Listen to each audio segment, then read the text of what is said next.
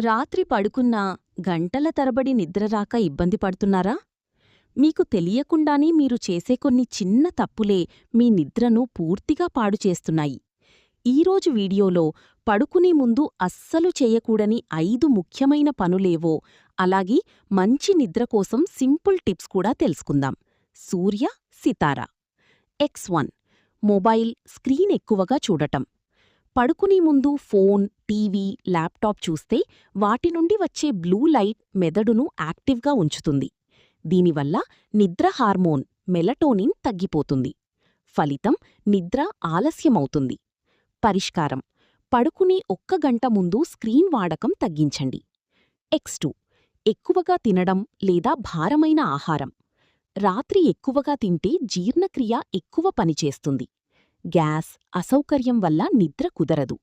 పరిష్కారం: light dinner తీసుకుని పడుకునే ముందు కనీసం 2 గంటల గ్యాప్ ఇవ్వండి. X3. టీ, కాఫీ తాగడం. కాఫీనున్న డ్రింక్స్ నిద్రను అడ్డుకుంటాయి. ఇవి మెదడును స్టిమ్యులేట్ చేస్తాయి.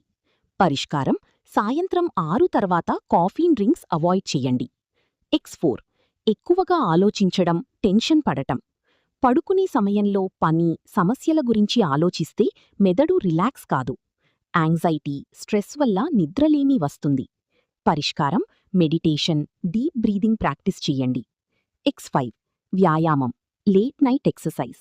రాత్రి పడుకునే ముందు కఠినమైన వ్యాయామం చేస్తే శరీరం యాక్టివ్ అవుతుంది.